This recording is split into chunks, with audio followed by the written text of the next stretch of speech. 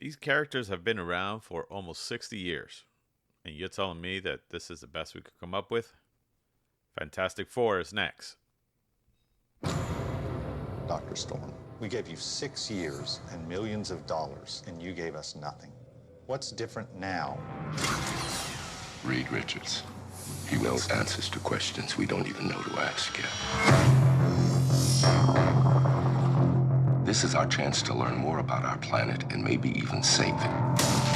I want you to meet my daughter, Sue. You want to be famous? I just want my work to make a difference. John, Reed.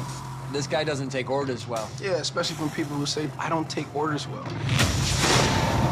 Don't let any of these lab coats give you any crap, all right? Well, if I do, I know who to call. The muscle.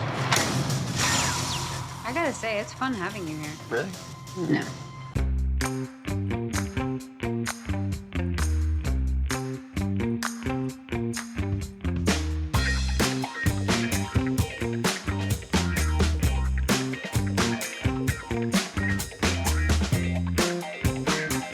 Welcome back to Fantasy Picks Movie Edition. I am your host, Robert Moda, and with me I have Joe Hall. What's up, guys? It's been a while. It's been a while, man. I mean, you kind of disappeared. I've been gallivanting around the world. Yeah, and then we have with us the almighty, the all... the all-knowing Ralph Levy. All-knowing, but very disgruntled because I had to watch this movie for the first time. Ralph Levy. Yeah, this was your first viewing? Yeah, oh yeah. I buy a lot of shitty movies, but man, let me tell you, I saw the trailer for this. I was like, nope.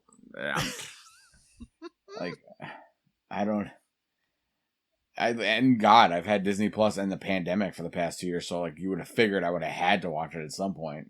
Yeah, I figured you'd rip this one off. Yeah, that's actually surprising. I've at least seen it twice now. So. Yeah, this is kind of like my third time that I saw this, and that and a hemorrhoid are about the same. Fucking masochist over here. Shit, dude. I mean, it's just the more you it was one of those things that the more I try to see it, I was hoping that I could recognize some things that were good. And it was just a fucking pit of hell that I was just going down. It's like, oh my God, it's just worse every time I see it. So, but yeah, no, it was interesting. But yeah, man, you've been gone for a while, Joe. So what have you been doing? Well, I have been traveling the last 3 out of 6 weeks. I went to Bolivia. And then I went to North Carolina for the first of 2 bachelor parties, and then I'm going to another bachelor party in Florida this weekend. And that shouldn't be the end of my travels this year, surprisingly. So it's nice to finally go somewhere and see some other part of the world. So I'm looking forward to it. But yeah, it's made life a little hectic, I guess. Yeah, that's always fun, man. I like traveling. I just haven't traveled ever since this fucking pandemic, man. It just sucks. Yeah, well, I had to... it was a bit much. I had to pay $200 for a visa that will last longer than my actual passport. And I look like I either got my ass kicked or I traveled for so long that when they took my passport photo, it's up there with one of the worst things of all time. My Bolivian visa. It's pretty awful. I actually would have given them $100 for a redo. But passport photos are the worst, man. They mine looks. Although my driver's license looks like, swear to God, like if I actually was taking a prison photo. I was like, what the fuck, man? They're like, don't smile, take your glasses off, stare at the camera, get out of my way. Exactly, man. I remember looking at her and I looked at her and I was like, is there a do-over? And she's like, nope. I was like, shit. They don't give a fuck. My passport photo looked like I was on every watch list across 4 continents. You probably were. It was awful. They probably looked at you and said, we're going to use this one that we've been using now for a while. So yeah. So, I mean, as of today, which is June 14th, there's been some pretty cool stuff that's out now. So movies like Top Gun. Have you guys seen Top Gun? I unfortunately have not yet. You're not I American. know. Get outta I here. know. You are not a red-blooded American, man. What the hell is wrong? He owns a gun too, so you go several guns. I got a couple. But the damn guy cannot go and see Stop this. putting people on ATF's radar, Rob. No, They I don't know. have- I need to see it. I have watched some other cool things though. So, like Yeah. Stranger Things is amazing. Yo, Stranger Things this was a really good season. I was so surprised. At first it started a little slow, but I was like, "Whoa, shit. This is pretty cool." Once it got into the swing of things, that it was it really picked up. Yeah. No, absolutely. And you, Ralph? Oh, I mean, The Boys started, so, that was interesting, to say That's the it. least, the first couple episodes. Listen, The Boys is one of those things where when you watch the first episode and the first 15 minutes, you are in such shock of what you see that you're like, so this is the rest of the season, huh? And I was surprised. Yeah, you start to question your own morality at that point. Like, am I supposed to be watching this? I'm pretty sure this is a sin. And then you finish watching and you're like, all right, you feel a little bit better because it's not it's nowhere near the 110 scale that it starts off at, and then it goes back down to like 90 to 100. So. Right, exactly. And funny enough, there's I heard an interview with the guy who plays Mother's Milk, and he was saying, if you thought that was extreme, wait till you see the rest of the season. It's like they say, they asked him and say, hey, this between a 1 and 10, where is this going to be? He goes 15 to 20 by the time it's done. So I was like, holy shit. So that's a pretty good show, man. Let me tell you, I have to say that Amazon has done a good job with that. So, and I know there's a few things starting. I think, you guys saw Doctor Strange. Yep, it's coming out on Disney Plus end of this week, I think, right? Yeah. Did you see it, Joe? I guess I'm gonna watch it on Disney Plus this weekend. Jesus Christ, Joe. I might be hammered when I watch it, but if I got a moment and I'm in Florida and I need to make the room stop spinning, I'm going to watch that movie, and then I'll probably start spinning again because of all the special effects, but that's fine. Oh, man. Oh, it's next week, 6/22. Yeah. Oh, great. I'll be home and not drunk, so there we go. There you go. No, but I think that it was okay. I'm going to have to say that was an okay movie. Probably something we'll review here. It's had its controversies and things like that, and I would even say controversy. Honestly, like, I love Sam Raimi, man. But that movie, it definitely sticks out as something very different from the Marvel timelines.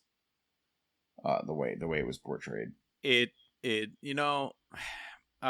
have this guy that I know. His name is Paul. Actually, he used to work for DC. He was an editor in DC, so he still has some contacts in the business. He's no longer there, but he's told me a few things that some of his friends out in the West Coast have told him, some behind the scenes stuff, and it's incredible how these things, because of ego or because of just bullshit out there, that you would think that, I don't know, it's just it decisions that are being made that should not, and you would think, oh shit, I thought they had a tighter ship than that. But right. Yeah, that's something that we'll discuss some other time. And then I know that there's a lot of nice stuff coming out. Like, the one thing that I'm surprised, and again, I'm sure Joe hasn't seen this. Fuck, Joe. Obi-Wan? I watched the first one. You watched the first? At least you did that. How about you, Ralph? I'm on episode 4. I didn't start it yet. Okay, so yeah, I was actually surprised that they've had some good episodes on that. They showed a lot more of Darth Vader than I actually expected. So, but yeah, no, I mean, there's some cool stuff out there. So hopefully, we're gonna have a busy summer, watching movies, watching shows, and tearing some of those apart that don't make it. So, all right, man. So let's get this thing started. So, Fantastic Four. This is the 2014 version, right? 2014? 2014 or 2015, yeah. 2015. Yeah, 2015. The 2015 version of this.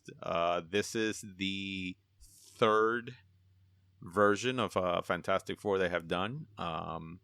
So as everybody knows, the Fantastic Four is based off of the 1961 comic book created by Stan Lee and Jack Kirby for Marvel Comics. That being said, when Marvel started, licensing all these properties to different studios, Fox got their hands on the Fantastic Four. In order for them not to lose those rights, there's an agreement where they have to actually, make a movie before a certain time before those rights go back to Marvel. So they made this atrocious movie back in, and you would know this, Ralph. The first one. When was that made? I think it was the late 90s. Let me find out. Because it was really, really disregarded. 94. 94. Yeah. So, but the reason that movie was made was to hold the rights, but it was never supposed to be released. And from what I was reading is that they were trying to get rid of it. They burn all the copies and all that stuff. But one of them got out, and until this day, you can even find it on YouTube. They didn't tell the actors that that's what this was being made for. It's just to hold the rights.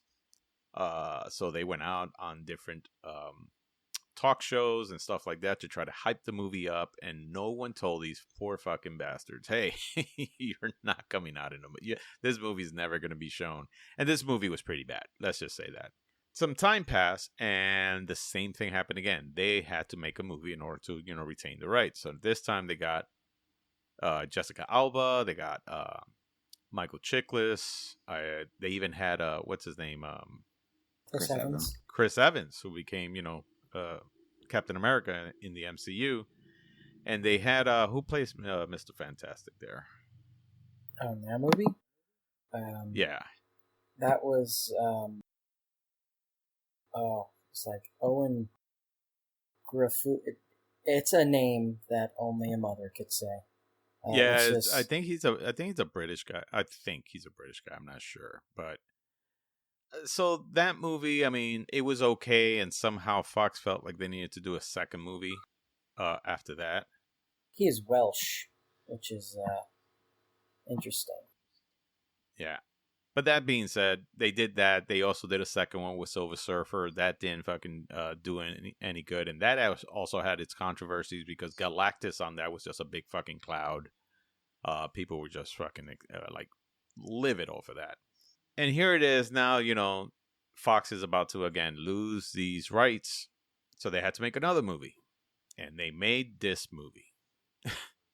This movie stars Miles Teller, which, as of right now, he just came out on Top Gun. Actually did a great job on that. It stars Michael B. Jordan. Well, he stars as Reed Richards, Mr. Fantastic. Michael B. Jordan as Johnny Storm, the Human Torch, which we'll talk about that one in a bit. Kate Mara as Sue Storm, the Invisible Girl. Jamie Bell as Ben Grimm, the Thing. Kobe Cabell as Victor Von Doom, Doctor Doom. So this was actually directed by Josh Trank. And this is where I feel that this movie really failed. But Josh Trank has only done 3 movies. His first movie was Chronicle, which actually got really good reviews. And because of that, they gave him this movie. And then after this movie, he did another movie called Capone. After that, I don't know if he's ever done anything else. I think it actually... He has writer credits after that, but not... I don't think nothing big. Nothing big, no. Right. And, I mean, I remember Chronicle. I really enjoyed that movie. I thought it was a different take on people with superpowers. I found it interesting. Right. It wasn't like anything we had seen to that point.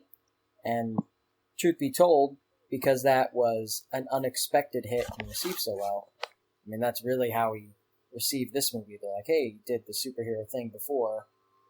Why don't we try and give him a franchise that has failed at almost every, well, yeah, it's failed at every attempt before it, and see if he can do anything with it. And yeah. Yeah, no, it was it's pretty bad. I mean, I think this was a property that was way too big for somebody who had, you know, kind of a bit of luck, you know, with Chronicle, but it was his only movie. So right. Yeah, but funny enough, Lucasfilm gave him, at one point, he was set to do a Star Wars project with them, but after the Fantastic Four, he lost that opportunity. Right. So here's the thing that I heard was that he was not the nicest person on set. As a matter of fact, he was pretty abusive. So, and the studio had to sometimes, intervene because of, he just did not have control of the movie. He did not, and of course, later on, he says that, that the movie that the executives in Fox decided to come in and cut the movie up completely. And that's not the movie that he and the editors did. The only thing I would say is that you don't see anybody saying, hey, release the Trank cut or anything like that. Yeah, there's no amount of editing or found footage that can make that movie enjoyable. Exactly. So, but like I said, this was done by 20th Century Fox. This thing got, on Rotten Tomatoes, a critic score of 9% and an audience score of 18%. Metacritic gave it 27 out of 100. And the box office, this movie cost anywhere from 120 to 155 million, and it only made about 167.9 million dollars, which is basically a bomb. And that budget included marketing and stuff too, or was that just? I think that we don't know. So they didn't. I don't think they ever released that. But yeah, and it was a movie that didn't get marketed as well, too well either, because they knew. I mean, I believe they had some kind of embargo on it, so from the press, and they could only review this after it was released. So if you have to put an embargo on a movie, that means that your movie sucks. I always felt the same way about video games. Like anytime they don't let people do advanced reviews on video games and stuff, I'm like, that game's probably gonna suck. Now that's not always the case, but and more often than not, that's exactly what happens. So, but this was one of those movies that actually did that. So this movie, the whole premise of this movie is that you got Reed Richards, that he's young and he's a genius, and all of a sudden he meets Ben Grimm. And the way he meets him, it's by trying to steal some kind of a part. He needed it. Junk. Oh, what?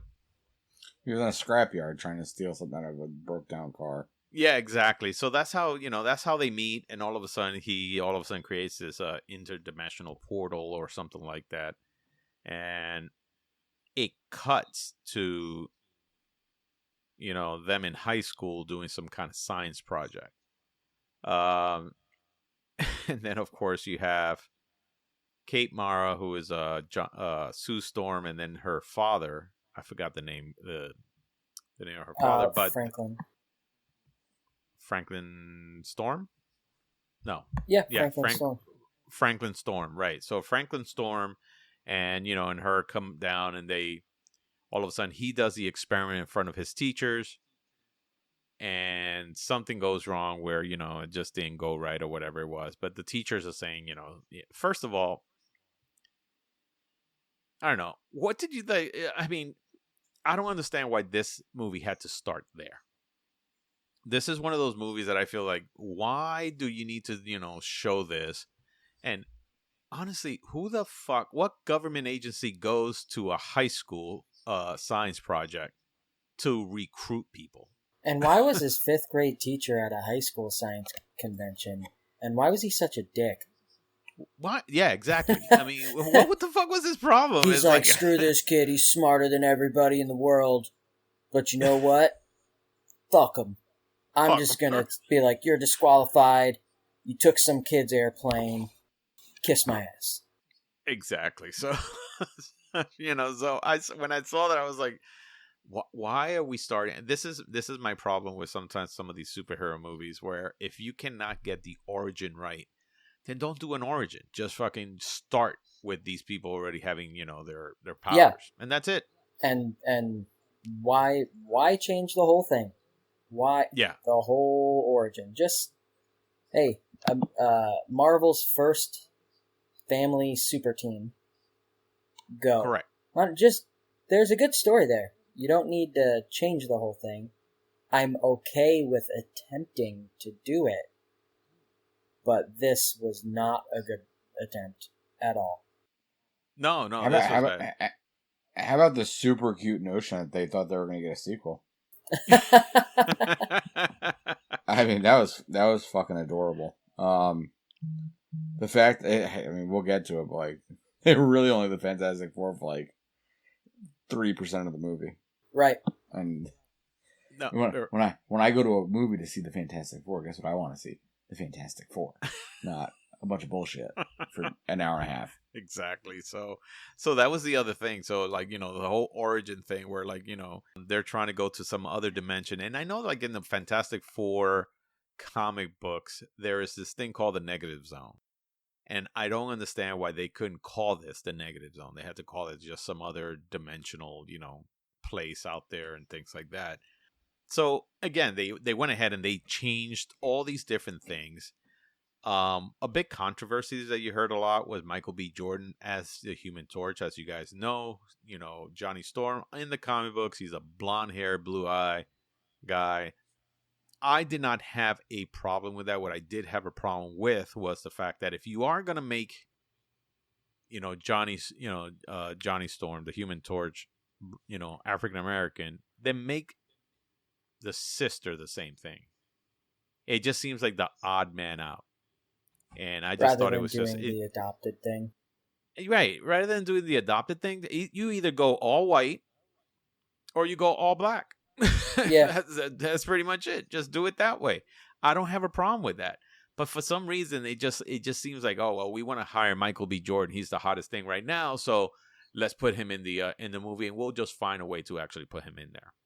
So, I mean, that to me was, and then of course he caught how the internet is, a lot of slack and a lot of, dumb assholes out there that are, saying, oh, he shouldn't be black. And, the normal hateful stuff that you will hear through the internet. And I just thought that, that was bullshit. But in a way, I just felt like this was a casting that I don't think should have been him. Johnny Storm, like, as a matter of fact, I feel like or Chris in Evans, the other regard, like, shouldn't have been Kate Mara then, right? Right. No, exactly. And I feel like Chris Evans was portrayed, I think, Johnny Storm closer to what the comic book is than what Michael B. Jordan did. Because this was kind of a fucked up family in every way possible. And I just feel like, I don't know, normally in the comic book when they first started, like Reed Richards, you could already see that he's an established scientist. Right. You'll see like he has a little bit of the gray on the side of his temples. That Ben Grimm, I think he's like I don't remember if he was a bodyguard or something like. No, he was a pilot. I think he was like a pilot or something like that. That's why he was actually. I think that's why he was recruited. He was a pilot that got recruited to fly the ship up into space. And Johnny Storm, I think, if I'm not mistaken, I think he was just some kind of celebrity or something like that. But here, it just the cast did not make sense. Miles Teller's Reed Richards was supposed to be like this genius kid who is the only one that found the answers to something that these people had been trying to do for a long time. So, and then of course you got this guy Jamie Bell who plays Ben Grimm, and it's just kind of some white trash kid that that he made friends with, and that's the guy that he just tells him to tag along. Yeah, I mean, I guess it was someone he felt protected by. I mean, literally covered for him at the junkyard, made sure he didn't get in trouble, helped him with his experiment and all that. But yeah, Right. the whole origin, it's very different. And even going back to Johnny Storm and Sue Storm, their origin in the actual comics is actually pretty dark. I didn't remember that their mother was killed in a car accident, and then Franklin Storm was basically a raging alcoholic, ruined the family, and got thrown in jail after killing a loan shark in self-defense. And then Johnny Storm was raised by Sue Storm. Right. And fuck, show me that. Yeah. That's a great story. If you're going to do something like that, don't just do this bullshit, some fucking genius kid and, and you're, I don't know, man. This thing just did not, this thing was not, I mean, the story from what I hear was just, I mean, it was a back and forth from what you read. Again, and it was Josh Trank basically not following the IP. Again, I always say, if you're going to fucking do something, respect the IP. Josh Trank just didn't do that. And of course, he blames 20th Century Fox, and he blamed 20th Century Fox the day the movie came out. I was just like, what a way to, fuck up your career. But so that was kind of pretty much it. The gist of like how the movie went and why this thing probably failed. I mean, one, it didn't respect the story. Two, you had a director who was not experienced at all with big budget films. He had one lucky shot with Chronicle, and his second movie was just too big for him to handle. This was not the movie that he should have gotten. I mean, this is a movie that a director who has already made 10 movies, 15 movies should probably get. This was not for him. So I think that was a very poor choice by 20th Century Fox. But then again, they have done some poor choices, and they still continue to do that. And like I said, man, the ratings on this thing was just abysmal. So there's a few things that I think worked, and honestly, I always look at the movies and say, okay, so what worked in this movie before I trash it? And honestly, I can only see two things working in this movie. What did you guys think of a CG thing as opposed to the thing in, with Michael Chiklis, and I don't even know who the other guy was, they were in rubber suits. Ralph? All right, you're gonna get me started. I hate the way the eyes look. I know me and you did a little go back to the comics to see, and like I was wrong, but like I always remember that they never really focused on the thing's face whenever I saw them in comics. But like again, the last time I read a Fantastic Four comic was probably 30 years ago, so it's probably just my selective memory. But like yeah, the human eyes they just look so weird. It even though it's CG, it still looks like there's someone in a costume looking out. It's like you're at Disneyland. So Ralph and I talked about it. He's like, "No, it had black eyes." I was like, "It's not a fucking Funko Pop, dude. It was just He actually has blue eyes." Should've. Yeah, He it's specifically mentioned like numerous times in the comics and brought up that Ben Grimm has blue eyes. Yeah, so and I don't know. And I have the very first comic actually upstairs. I think it came with the Fantastic Four Marvel figures my parents bought me when I was a kid. So I have it upstairs.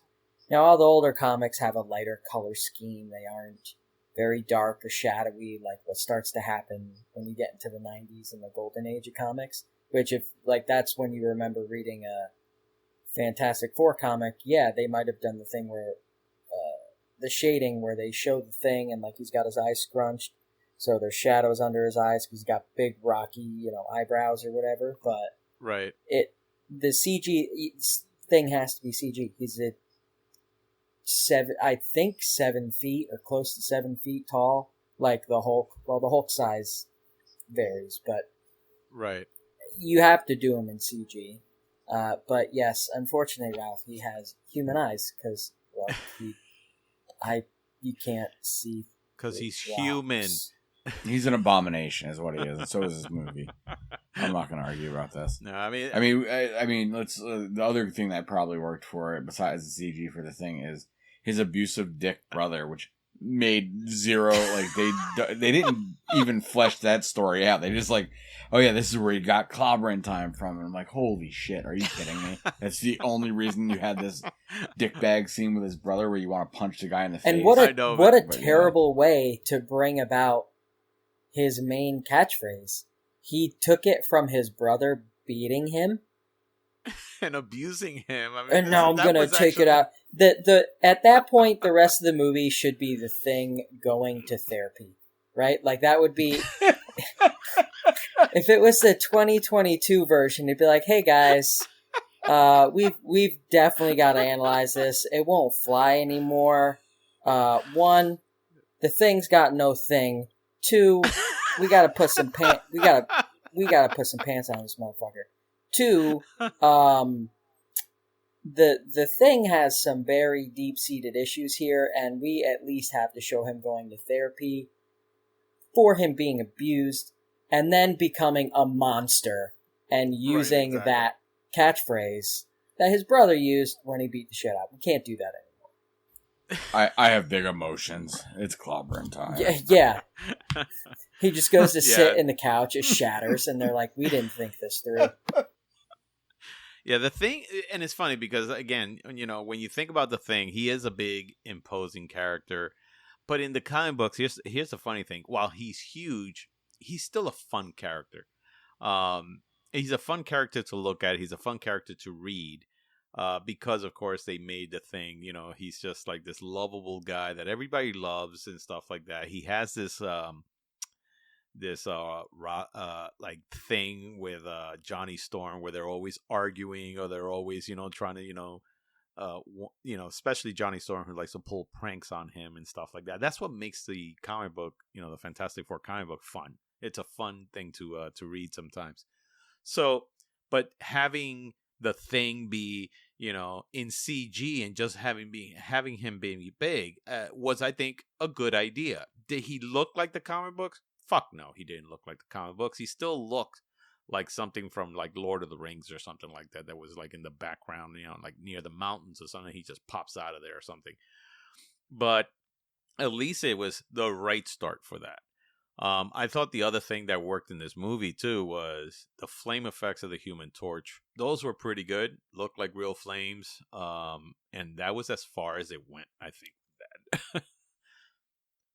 Yeah, there's the interesting thing is again, like if you do go back to the character like Ben Grimm, he actually he is a poor character. So even the origin story, he is poor. It's actually modeled after Jack Kirby's life, partially.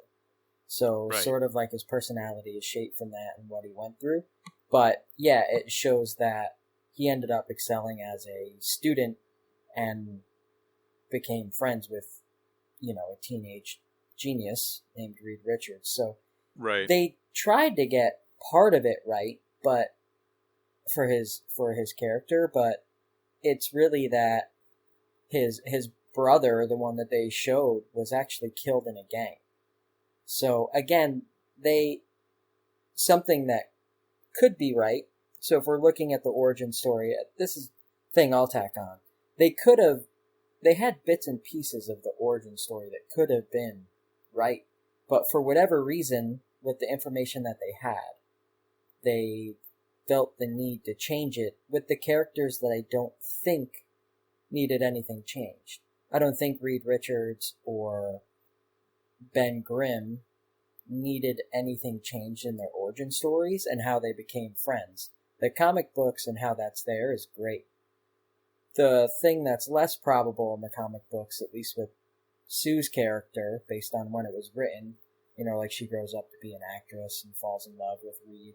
I actually like what they did in the first movie where she's smart, they met at school, she does well in school, and that's how they met because it makes more sense. But there were undertones of the origin story that could have worked, but how they ended up playing it out with the bits and pieces that they did take from the comics ended up bad.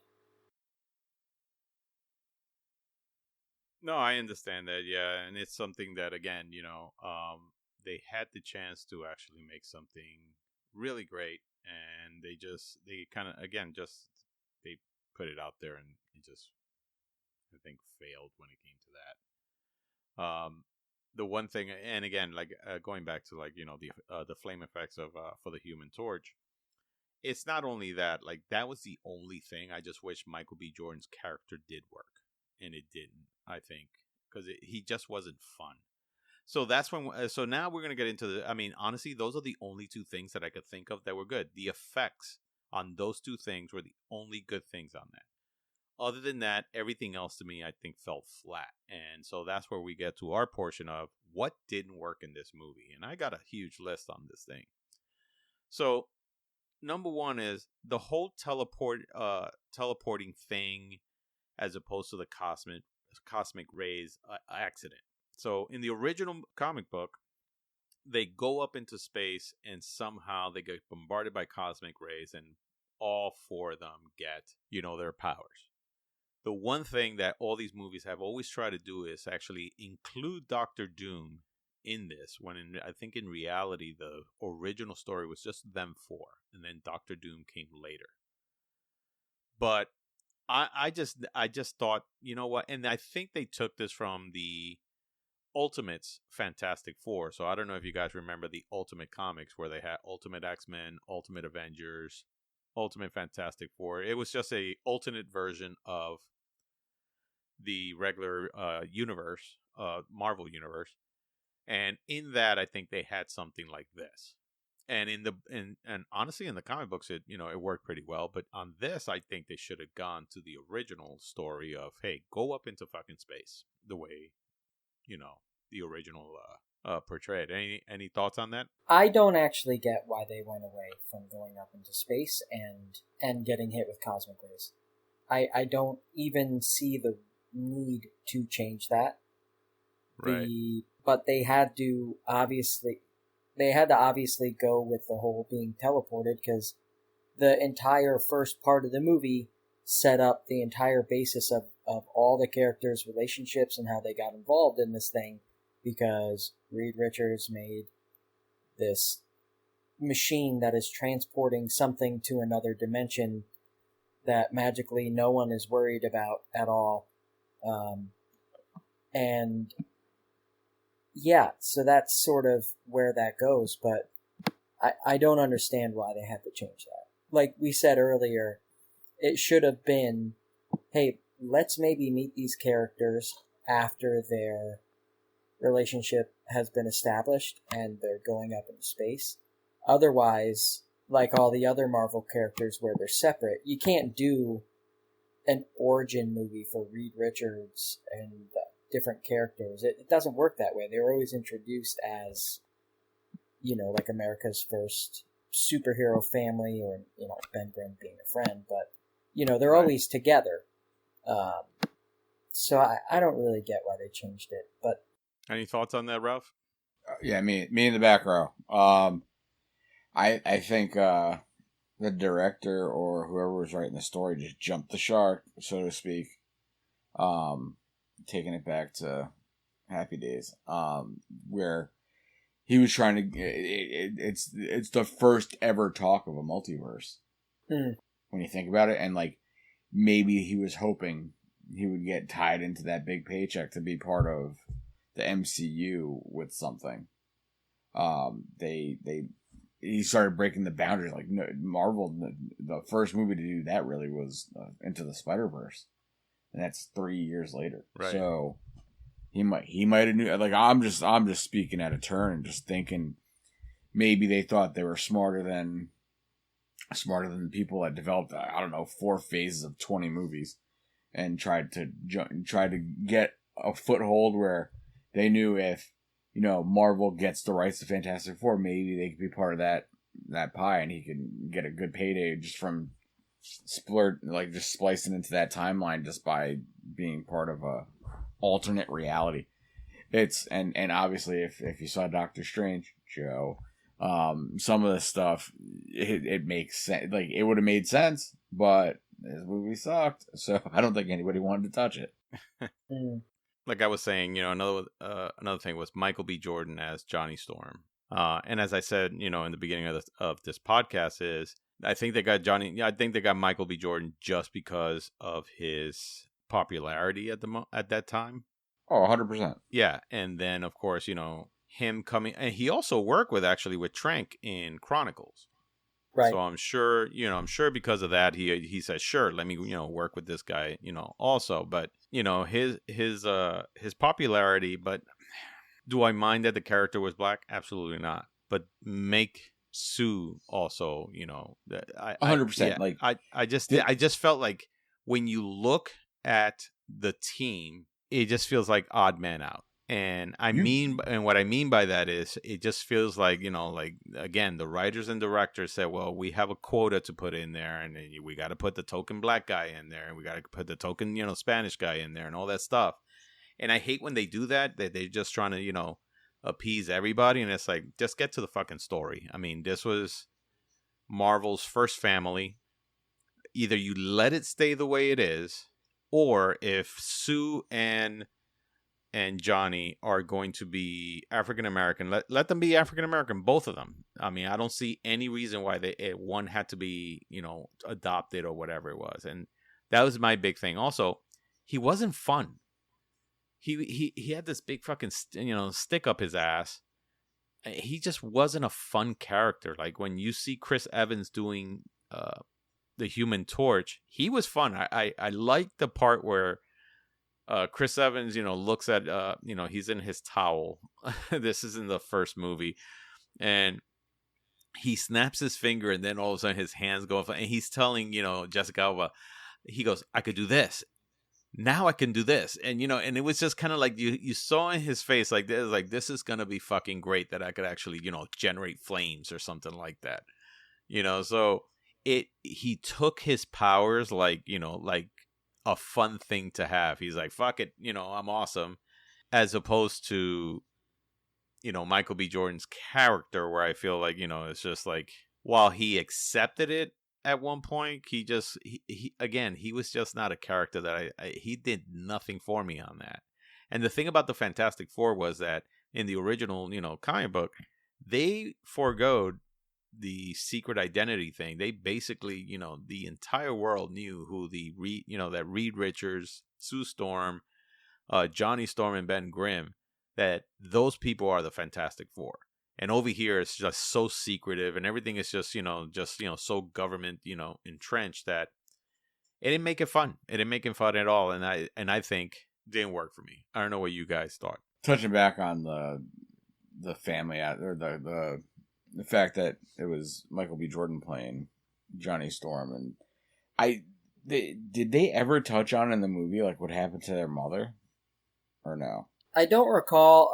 Well, that's not true. So they said when he was in the car and acting up and then broke his arm or something, Johnny's father said something to the effect of like, oh, you've been different, I think, since your mom passed or something like that. And starts questioning why he acts that way. Maybe the crazier part is, why even take a character that's a non-factor in the fucking comics, is literally in jail and a piece of shit, and make him such a pivotal part of the movie? Being the father. Like, why even bother? What is the point? I don't know, but none of them look like that was just such a, like, let's throw something against the wall and see if it sticks. Like, character build of the father, and like him and the father didn't look anything alike. Obviously, Sue Storm and Johnny Storm and the father, nothing like none of those people looked even remotely related. And like, I get it, it's a movie, but like, a lot of times, like, they try to make it look like organic, and like there was nothing organic. I mean, about she's it, adopted, so I mean, she's not supposed. I mean, there's that. Oh, was she? Yeah. Did they say that? Yeah. So okay. she's. So I missed that because I was still pissed off at how bad. Yeah. So she's adopted. So there's that, and that's why She should have ran away. Johnny Storm is so mad because he thinks that Sue is favored over him because she's smart and does well in school. And magically, he's also really smart, like his super smart dad, but he, they lost his mom, so he doesn't apply himself.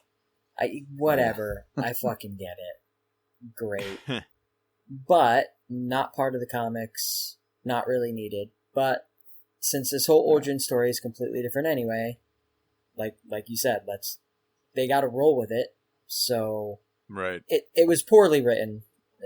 The whole movie was, and they had no choice. They were stuck. But really, it sticks out as why even take a character from the comics? It's not a major character and interject him into this film.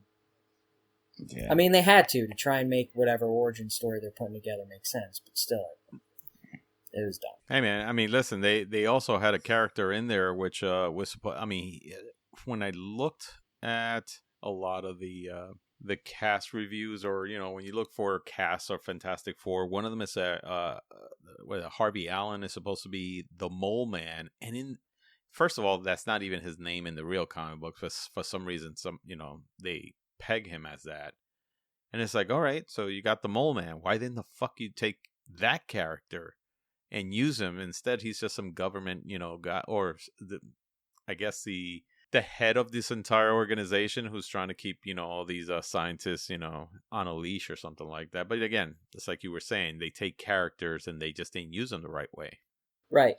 And so, why set it up even so that one of the first villains that they actually encounter in the comics being Mole Man, why put him in there? And granted, it seemed like they were lining all these things up for a sequel that never happened, as we'll get to. Right. But why? Why do that? The movie didn't have to be this giant build up to another thing when it could have just had how they got the cosmic rays, sort of learning how to use their powers. It is a hard movie to break down into something that people want to watch without it being overly long, if they were going to do like the first Fantastic Four movie, right? But yeah, there was a lot of setup with no ultimate payoff, and I think that that leads into the one of the other things that you have on here is the movie being dull. It's a very dark movie, very different take on the Fantastic Four. Wasn't fun. No, it wasn't fun. It didn't even have any fun moments, really. You're like, oh, cool, they have powers. Oh, wait, they're secret agents for the government, or at least Ben Grimm is, and he's like doing black ops and sitting there brooding and watching a fucking monitor, probably figuring out how he can try and kill himself, but he can't because he's made out of rock and bullets don't penetrate it. I don't know. It was very dull. And, it wasn't a fun dark. movie at all, right? It wasn't a fun movie at all. I mean, the Fantastic Four at least is supposed to have some fun moments in it, which honestly, even though the other movies that they made are shit, but at least they have some of that in it. They had some of those little things that the comic book had. This one had none of that stuff. What did you think of like the cast being so young? Meaning, like I was saying in the beginning of the podcast, this family, like Reed Richards, is an established scientist. I mean, you see, like I said, you see the gray hairs on his temples in the comic books, and this, of course, this is a product of the age of that time, where older people was seen as the respectable people and stuff like that, as opposed to nowadays where you could get away with, hey, the younger person being the hero as opposed to the older person. But so it was portrayed as him as a father figure. And over here, of course, the entire team is young, including, Reed Richards, which is supposed to be the oldest one of them all. I don't know what you guys thought about that compared to, what the comic book is. I don't have so much of a problem with it, but they try to make it seem like time passed and like it didn't pass. Like there was no effort into aging or anything for effect. And it just, for one, like, Reed Richards in high school looks like Reed Richards when he's 50 or whatever. So like, there's no change. Like he shouldn't have been in high school because he was already too old to be there. Right. But and obviously Ben Grimm, you got away with it because he turns into the Thing, so you don't see him ever again in the movie. But like the other three characters, like they don't age at all once that time transcends. Because did they even give any kind of like adjustment of like when they were captured to when they were using like Ben Grimm to be Black Ops? Did they give? There was definitely time passing, like something. It just seemed like it was like maybe a few weeks or a few months, but not. I think it was a few. I think it was a few months. Yeah, it wasn't years. Yeah, it would have made more sense if it was years, and then they kind of like showed again. They were trying to build towards a sequel that never and should never see the day of light, or the light of day. Like the way they ended the movie, it's almost like that last like I don't know 2 minutes was probably the most entertaining the whole movie was. When they were in the facility, and then they came like, oh, the name, and then it goes to credits, and you're like, are you kidding me? Like that's one like that should have been literally the credits for the beginning of the movie. Like skip all the origin bullshit, just do the 5 minutes before they came up with the name, and here's where we're at. Oh, by the way, we're the Fantastic Four. Cool movie, and blow shit up, fight Dr. Doom. Take the Ziploc bag off his face, put like a metal mask on his face because that'd be great, and not make him look like shit. Right. No, and you're right. I think again they did not have to go into like the whole. If you want to touch upon the origin, maybe a few flashbacks or something like that would have been cool. But you didn't have to actually go in there and just all of a sudden spend basically 80% of the fucking movie. These people trying to be the Fantastic Four, and then like what the last 10 minutes or 15 minutes of this movie is where there's action on with the Fantastic Four and Doctor Doom, and it was like, why would you do that? Why the fuck did you put all this out there, which was horrible, and then a little bit of action towards the end, which we'll talk about that part also, but. I think having the cast being so young, they should have made it older, so then they could have just jump into that type of origin story and say, okay, you know what, the origin story we'll talk about flashbacks.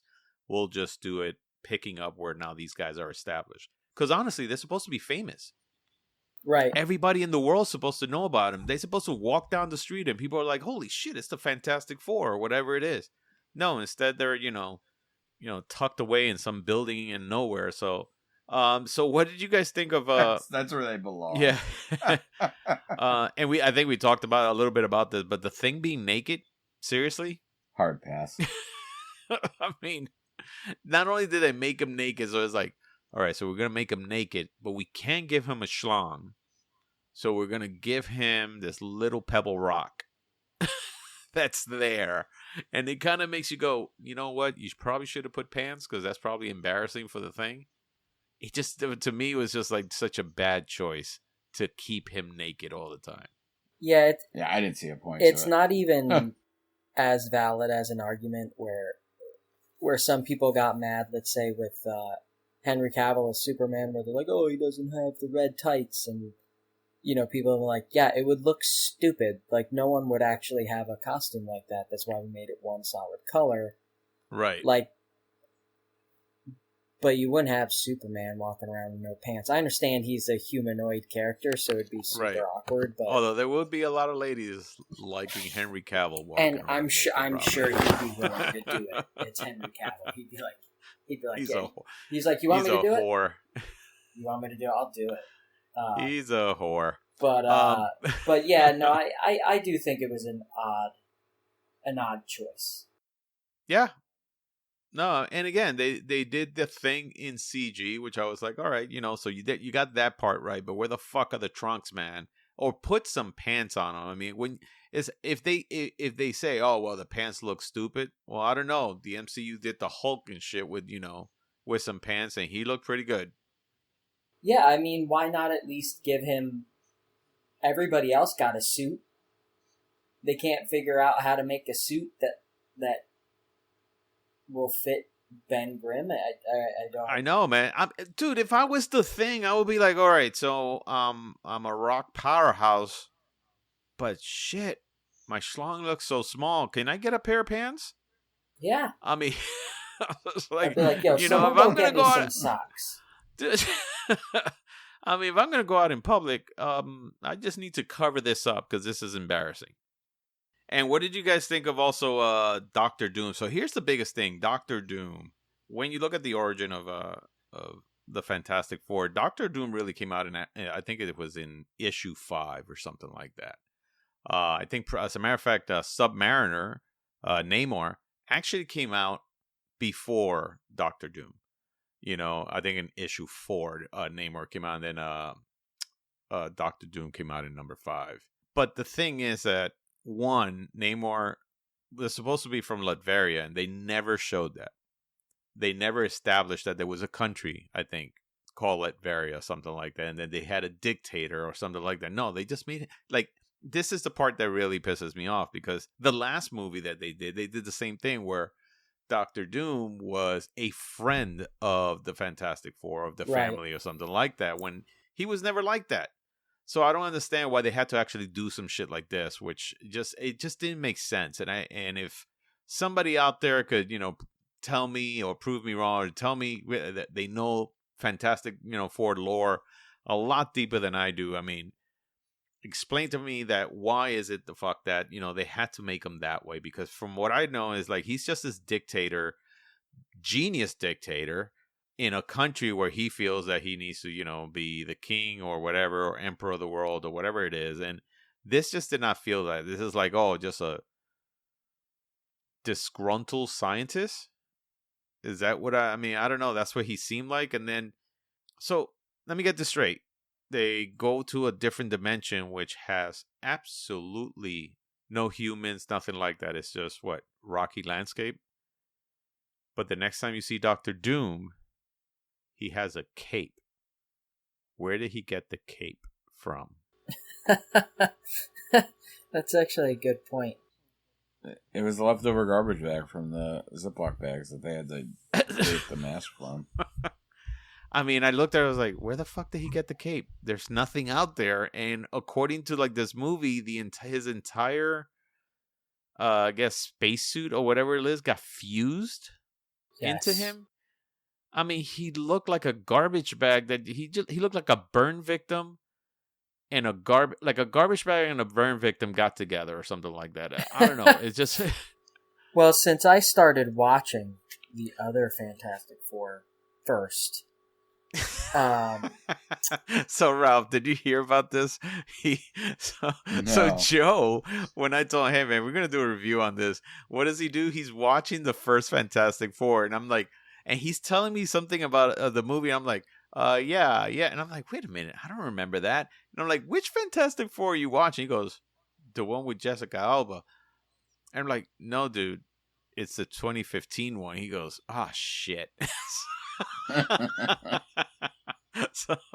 So yeah, in that one, Dr. Doom, or Victor, went to school with Reed, and they competed against each other, and all of Reed's science ventures and ideas didn't really end up amounting to anything, and Victor used his genius to become very, very wealthy and fund the experiment to bring them into space, and then they get bombarded with the rays. Again, very different from the actual origin of the character in the comics. And I think part of what makes it difficult is everyone wants to see the Fantastic Four fight Dr. Doom. But I think you have to find a way to make a Fantastic Four movie, just like they did with Christopher Nolan's Batman, where the first villain is not the one that everyone wants to see. Which, for that case, is Joker. Right. And they found a way to literally make a Batman origin story. Now, granted, there's a lot of sources to pull from and people who have approached Batman differently, so it's all there. I guess I don't think maybe he is more fleshed out than Fantastic Four, but they've both been around for a very, very long time. But the reason I bring this up is I don't know who they would have chosen as the villain. I guess for the Fantastic Four movie. Like, if they didn't do Doom, who would they have chosen? Their rogue gallery is huge. I mean, they have everything. Okay, so they got Doctor Doom. They have actually fought against, Submariner. Galactus is their biggest, the biggest thing, which they could have done something again, just like the MCU did with Thanos, which is, Galactus is coming. Fuck, show me, tease me about Galactus in that first one, and I would have been somewhat hooked and go, all right, the movie sucked, but I think I know where they're going with this. They also had the Skrulls, and the Kree. Yeah. That was also, part of their, their rogue gallery. You had other people like Impossible Man. You had, what else do we have here? I mean, there's so many characters that you could have done. Yeah, so you brought up the Negative Zone, right? So right. There's the villain Annihilus, which is from the Negative Zone. So if they wanted to do the origin story where they went to another dimension and it was the Negative Zone, boom. That would have been an awesome story, and a dude who wants to conquer our dimension. As a matter of fact, I think Marvel Comics came out with and as a matter of fact, somebody was telling me about it, and I want to see if I kind of read up on them. But the Annihilus story arc, they say that it was such a great story. I'm not sure what it was about, but again, yeah, you're right. You had a ton of other characters in there. Who's the other? I mean, of course, Silver Surfer. Yeah, that would have to be like maybe a later or a build up to like with a Galactus movie or something. Silver Surfer is fucking badass.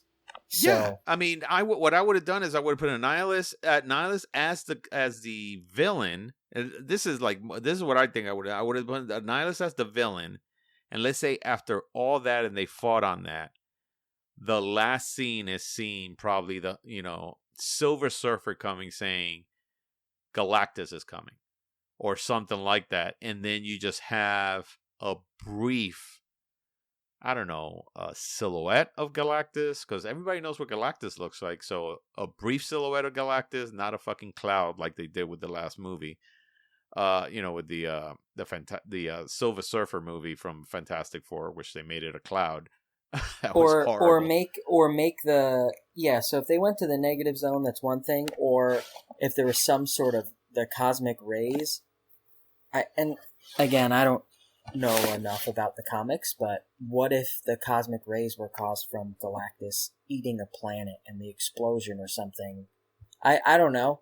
It seems like there are interesting ways to come up with something, but oh, absolutely, but absolutely, and that actually sounds pretty good. I mean, even if you're going to turn the story around, yeah. What if But it makes Galactus sense. Galactus eating all these probably planets and stuff like that, and he farts, and then cosmic gas rays. Hey, listen, man. Last time I went to Taco Bell, I can't eat a planet, but I'm pretty sure if I did,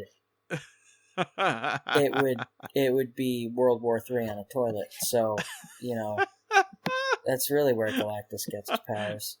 Exactly. So yeah, I mean, as you can see, man, there's been a lot of things here that just did not work in this movie. This movie was just dull. This movie just wasn't fun.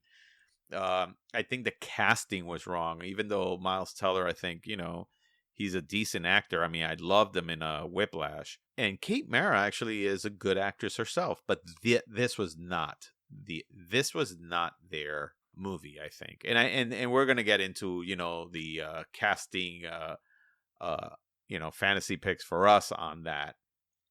But yeah, so the movie was dull. I think they should have followed the at least somewhat closer to the comic books.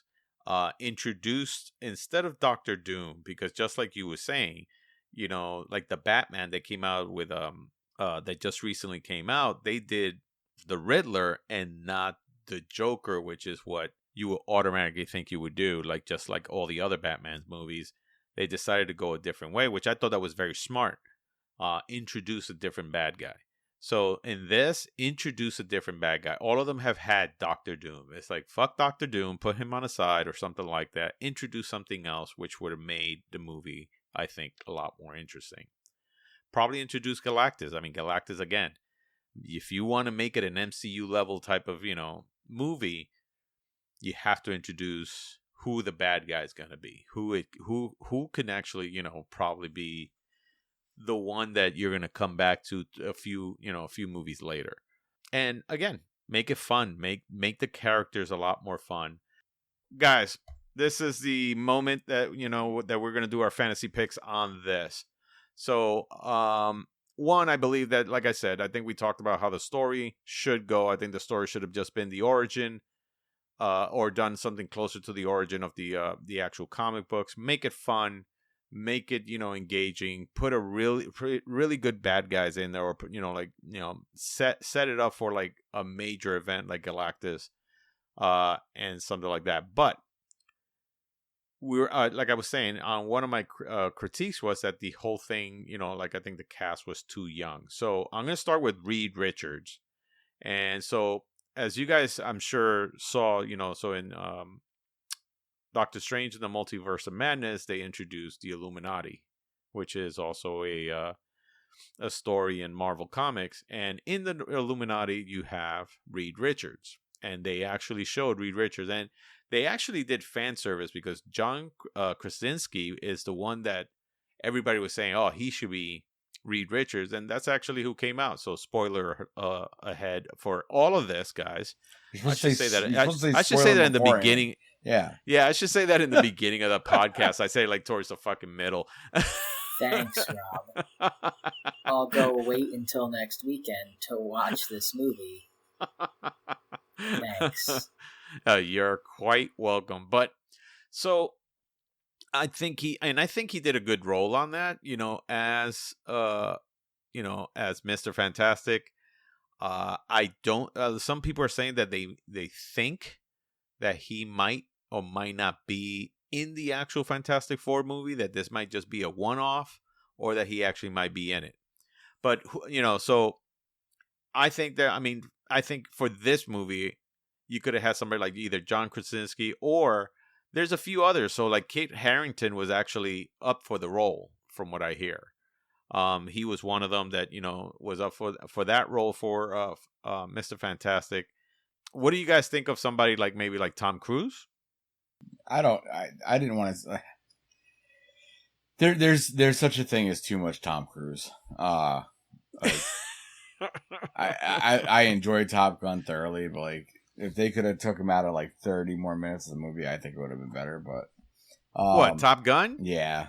Bite your fucking tongue, man. That was a perfect movie, man. That movie was just the most amazing movie ever. I don't know about perfect, but like you're not an American. Yeah, so far from what I've heard from, I don't know, the whole world, that sounds like a hot fucking take, and I haven't even seen the movie, so yeah, it's not. Well, the movie's 2 hours long. Like I'm just saying, like give some of the newer cast some more screen time by themselves. They did have some screen time.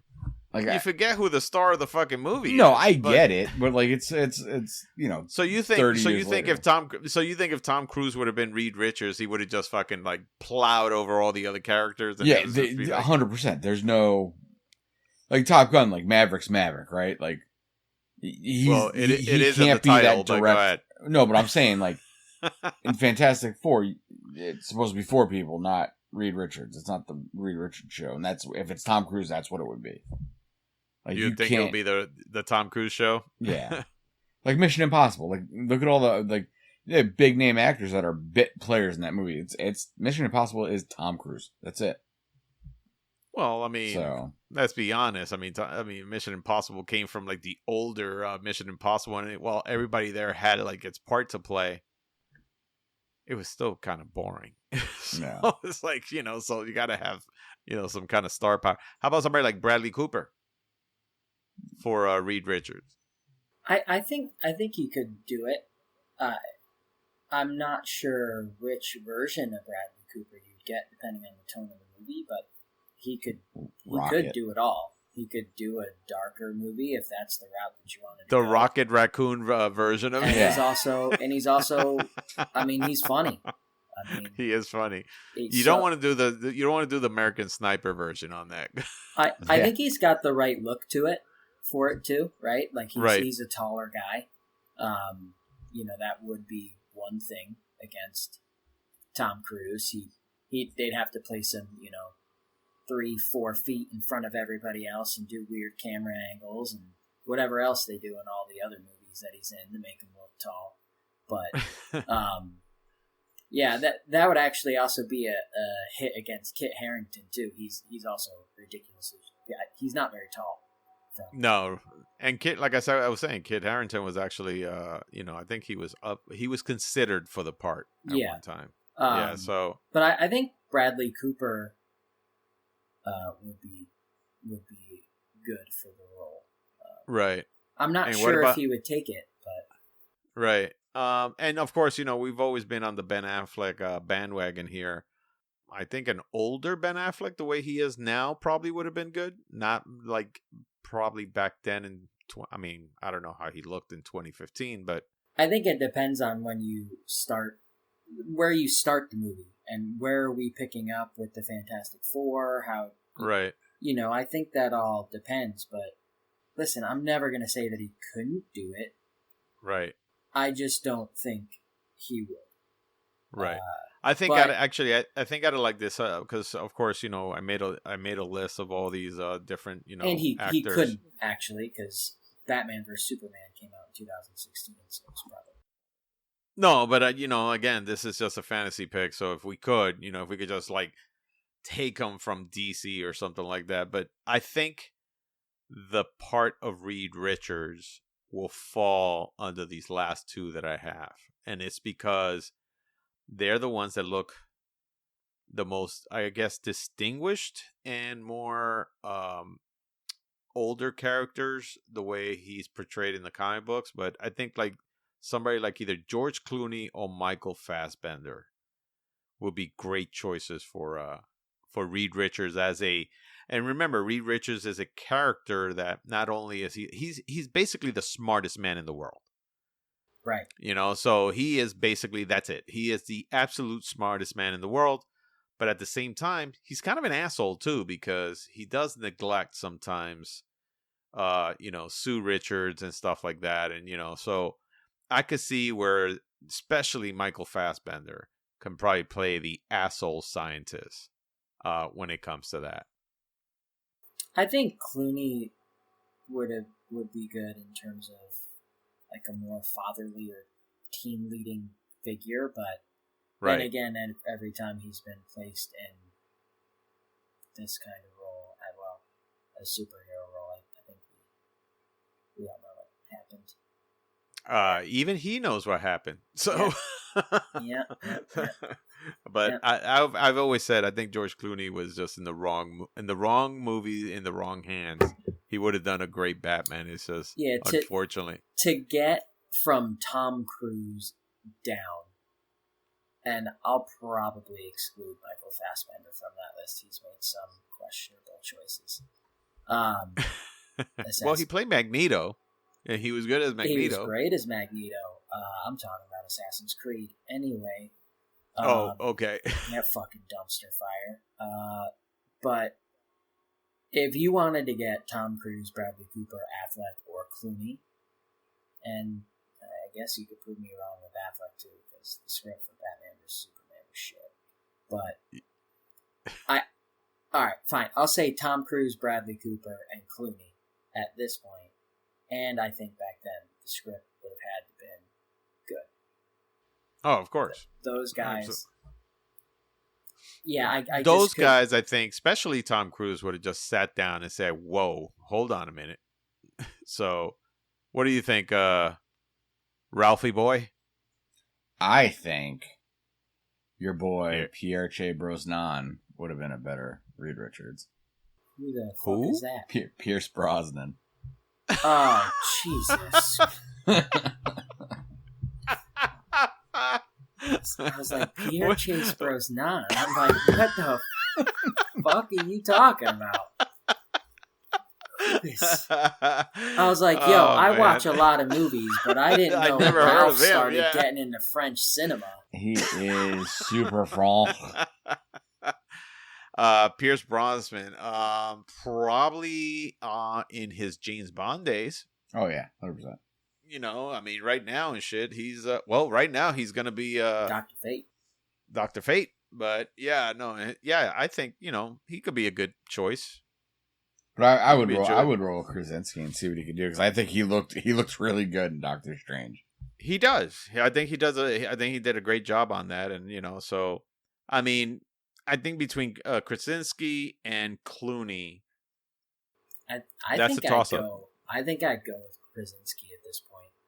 Right. And obviously we're talking Clooney back then and Krasinski now, who correct. Yeah, obviously put on a boatload of muscle for that one movie that he played in, and just kind of kept it on since then. Right. And for Jack Ryan, but yeah, I think I'd go with Krasinski. I'd like to see what he would do, and if this is MCU's version of the Fantastic Four, he fits more of the mold, right? Yes. And he was also, didn't he also go for Captain America or something? He did? You know what? I think he did. Yes, he did. And that's one of the reasons why this whole thing also happened, because when he revealed that he went for the Captain America role, then people were like, oh, well, then you could be, Mr. Fantastic. And then, of course, Fox got acquired by Disney, and it was like, boom, that everybody wanted him there. So for Sue Storm, I think, so let's just say that we keep Krasinski. For Sue Storm, a lot of people think that Emily Blunt, his wife, is going to play Sue Storm. I think she would be a great Sue Storm on that. But, I mean, there are other great actors out there, female actors out there that would be great on that. I mean, of course, like I put Chloe Grace Moretz for a reason. So she is young, and if you look in the comic books, this is now the disturbing part of the comic book. In the comic book, Reed Richards looks like he's, I don't know, 38 or 40. Sue Storm looks like she's 19. Yeah, I mean, when they meet in the comics, she's 17. He's supposedly not that much older, but he's older. But yeah, if you look at all the covers, you're like, why does this guy have gray hair? She's, I don't know, like you said, 20. I don't know, 20 or something. You're like, what the fuck? I mean, that's kind of creepy or something like that. So I figured if you're gonna go the creepy route, either you could do like Chloe Moretz, you could do Kelly Coco.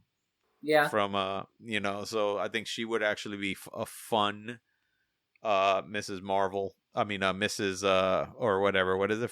Invisible Girl. Invisible Woman. Yeah. Yeah. I mean, there's also Elizabeth Banks. She's actually a great actress. And also phenomenal. And then you got Kate Hudson, somebody like Kate Hudson or Amy Adams. But Amy Adams played Lois Lane. But again, you could do something like one of those. I think one of those. What do you think, Ralph? Or Jessica Alba. Just saying. Okay, so let's get off to Jessica Alba. Thong. I'd say Jennifer Lawrence, unless they intend to bring her back as. I doubt they'll actually do that. I think they're gonna. I mean, trust me. I'm sure that nothing would please them more if, like, Hugh Jackman came back as Wolverine. But then again, I'm sure they want to cast somebody younger. Yeah, she also hated the makeup, so the only way she would ever reprise. Oh, dude, it went from almost so as you know, like Rebecca Romijn did an entire full body makeup on that. And the first one was actually, applications actually on her bare skin. So she was basically naked with these applications. Then after that, it became, like, when Jennifer Lawrence got into it, it became a bodysuit. that they did. From the bodysuit, it became, like, I don't know if you noticed, like, how the makeup all of a sudden, towards the end, it was just her forehead, I think, that just had, like, the little ridges or something. You're like, come on, man. I got another good one that you didn't put on there. What's up? Margot Robbie. Ooh. Oh.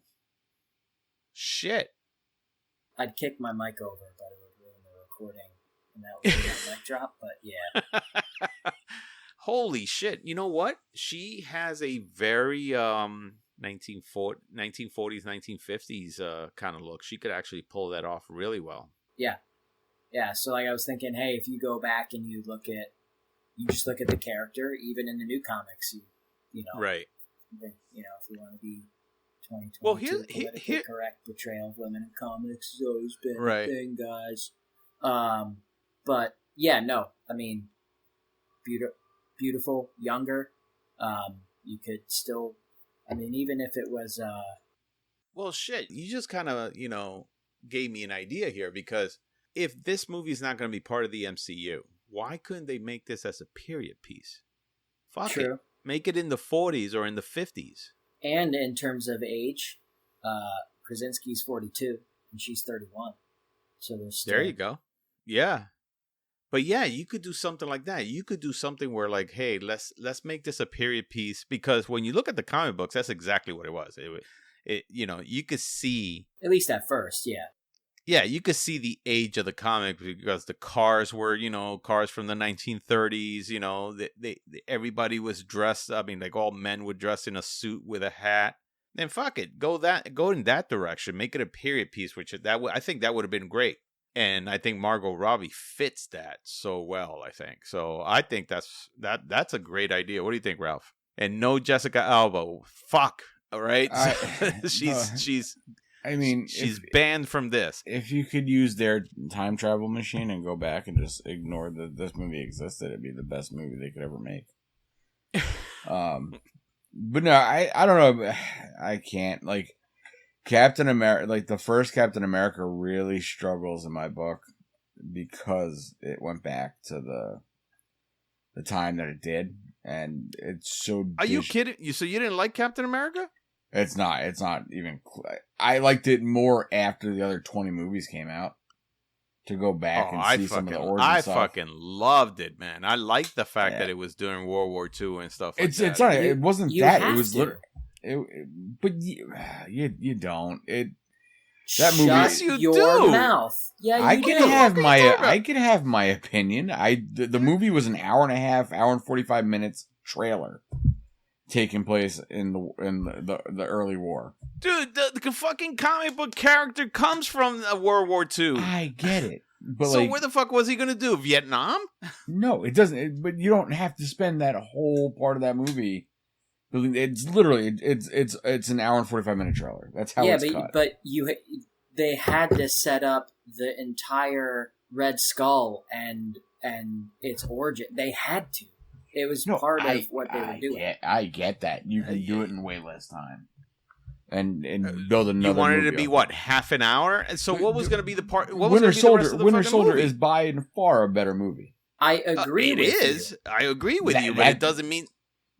So you think it should have been half because of the first movie? No way. They had to set up the things in the first movie to get to what they did in Winter Soldier. Dude, I think what they did with Captain America was fucking genius, because it's like, hey, look at the first Avenger, and then towards the very end, now he's in the modern age. Did you want him to be like in the modern age halfway through the movie or something? I just don't think they had to do that much of the movie from that era. You're out of your mind. You got a lot. Black Panther didn't. Black Panther spent like 15 minutes going on a origin story, and then got to where he was, and that was present day. Well, you can't take. We're talking about a guy that was actually back in the fucking World War II. You have to explain all that with his friend Bucky. But legitimately, what other Marvel movie did that? Out of 20, 23, 24 movies now. Once again, he was the first superhero. No, I get it. Hey, again, I'm entitled to my opinion, and I didn't like Your it. And I know opinion is somehow flawed, right? it's not. It's not. It's Yes, my it opinion. is, That's the man. whole point of an opinion. I'm not saying it's a fact. Please write in and tell him why he's flawed. I guarantee you're gonna have a lot more people's views like mine that agree that it didn't have to go that route. It just doesn't. It's Yeah, the because most that's how the different. internet works. The people who agree are like, "Yo, no, I agree. I'm gonna listen to it." But the Yeah. ones who are like, I also believe in flying saucers and the Earth is yeah, flat. the ones who hate it Oh are my gonna be God. like, "Wait, I want to hop on this message." I board hope and the people of the tell them podcast I saw understand. a Like, unicorn and this is the problem with people like this. I'm not saying it's a fact. I'm not saying it's wrong or it's right. I'm privileged to have my opinion. yes, you are. We just yes, don't you like are.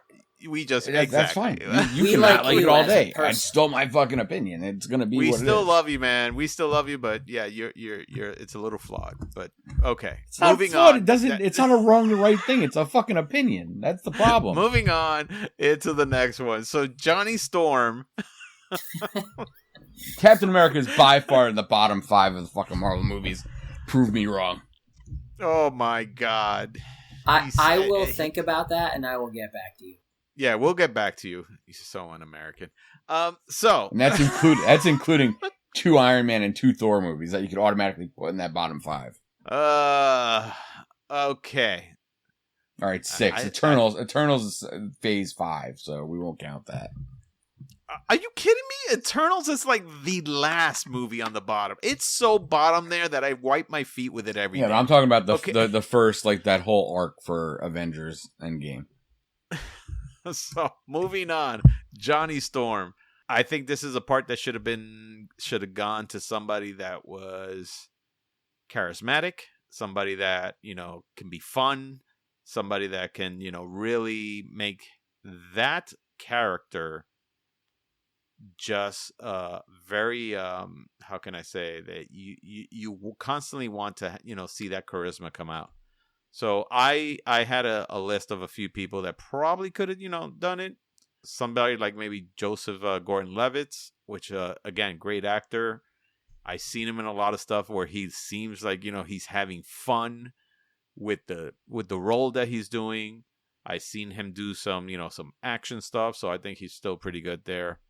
Liam Hemsworth, fucking Thor's brother.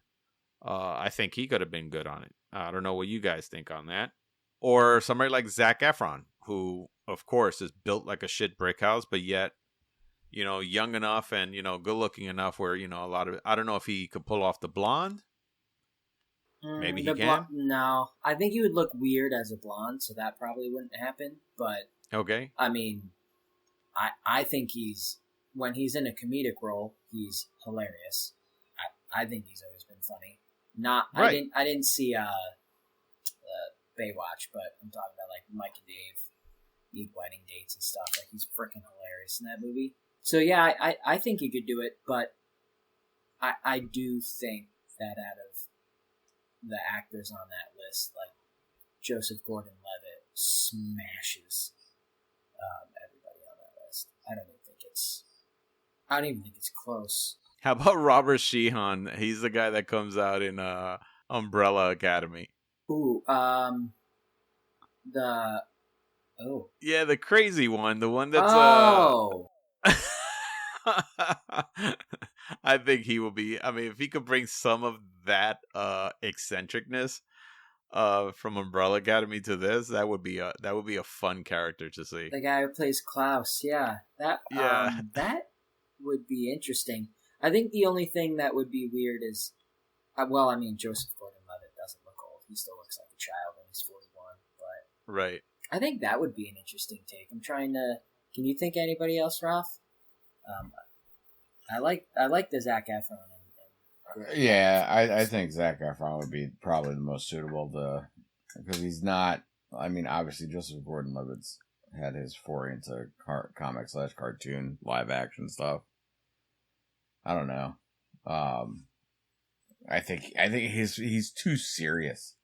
I think Joseph Gordon-Levitt. Dude, he did what was that movie that he was The Wire? No, not The Wire. Yeah, was it The Wire? The one that he's a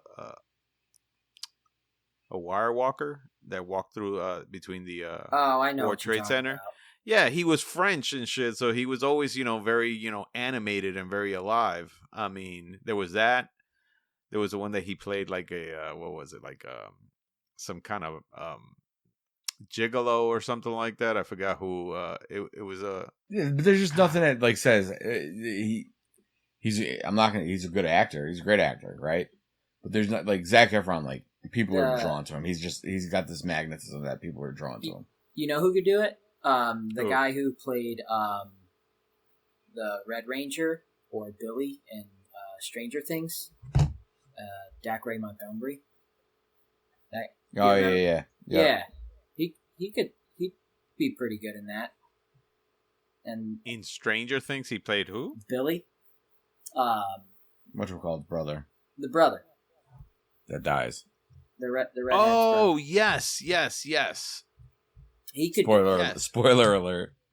Watch the other 2 seasons of Stranger Things. Yeah, you just fucking, you just upset a whole bunch of people out there who didn't see Stranger Oh Things. please! Oh fuck! By the way, Reed Richards is in the movie.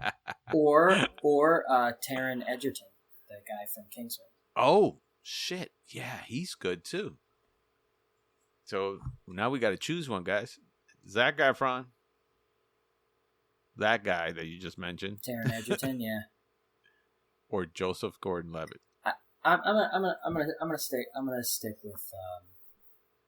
Levitt.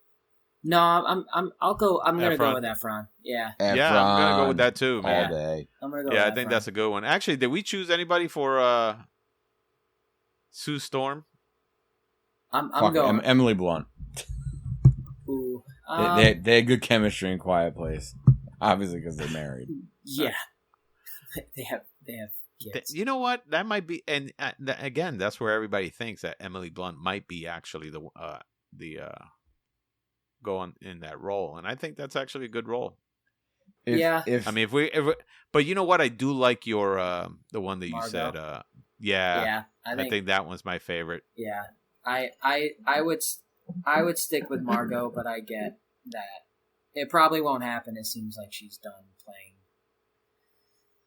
comic book characters for a bit. Well, it's make pretend. Yeah. It doesn't matter. But yeah, no, yeah, I get it. So yeah, I'll go with Margot, but Margot, yeah, I I'll do that get one, your, if they have real chemistry in life, it would be nice to see them have it on screen, and they have before, which is great. too. Right? I mean, she's I incredible. mean, I think I'm choosing Margot also, so I like that one. I do love me some Emily Blunt, though. I will. She's I think- great, I too. think she's great. If I think sh- here's what I think. I think if we did it in the modern age, it would be Emily Blunt. If we did it in like the 30s or the 40s, it would be Margot. Boo, Captain America sucks. If have you guys have HBO Max? Yeah. You ever watch Flight Attendant? Oh, with Kelly Coco. Yeah, What I about have- it's actually a really good show. I heard. I hear it. I hear it's actually very good. Yeah, I just finished watching the second season, but like, if it wasn't like that, she is in her element in that show, and it's so different, obviously, than her playing Penny on Big Bang Theory.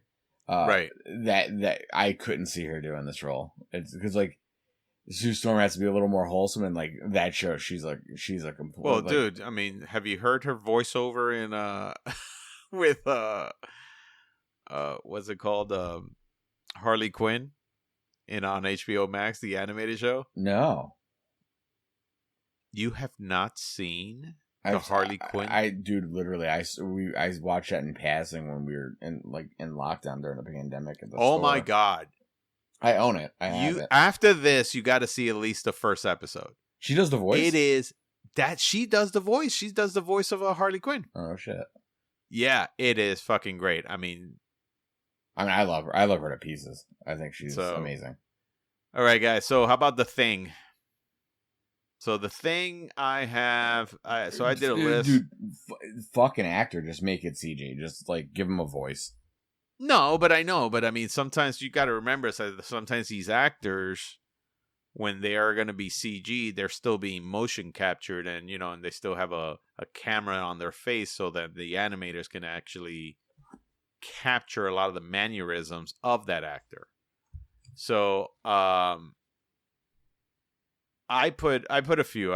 So Brendan Fraser is probably one of my first choices, and I say that because, I mean, as a younger actor, of course, he was a lot of fun.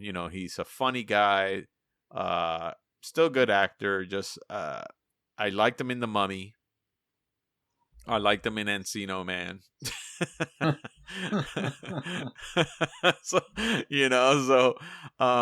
He's had a few, and he's actually has had some dramatic roles, but I think he'll be fun. And now he actually comes out in Doom Patrol, and he's funny on that too.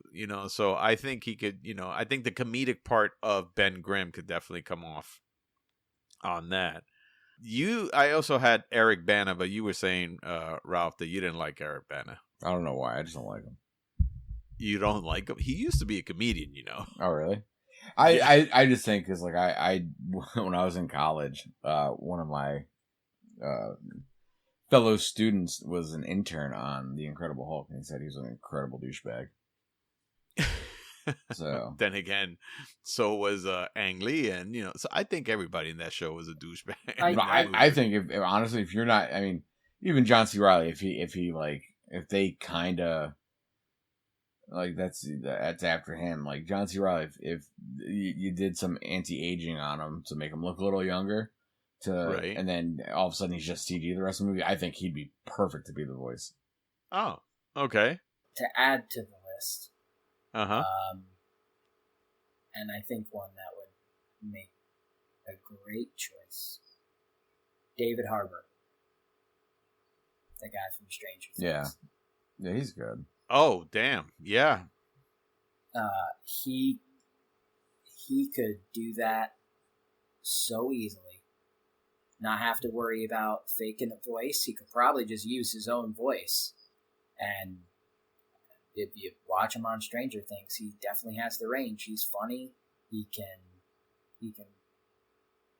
bring the drama and stuff when he needs to. I think another interesting one, and also, what about him? What about David Harbour as Reed Richards? No, I don't think he has the right look. I think he looks like a serial killer. Easy, bro. Jesus Christ. Like on the latest season of Stranger Things, man. he looks like he's murdered some people in his time. Speaking of actors Holy who shit. do actually look like they could actually be a serial killer, but would also be great for this role, Jesse Plemons.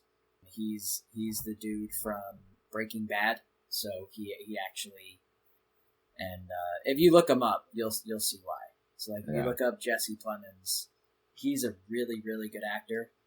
And he'd be good. But I like David Harbour. Or you know what? He does have that gruff look like Ben Grimm has in the comic books. Yeah, Jesse I think Plemons. you're right. Yeah, you could, I think you're right. You could literally map out his face, change it a little bit, and he's also he's a recent Oscar nominee. He was in Power of the Dog, and right. He's a really good actor. And then there's the movie that he was in with Jason Segel, and where Jason Segel breaks into his house or something like that.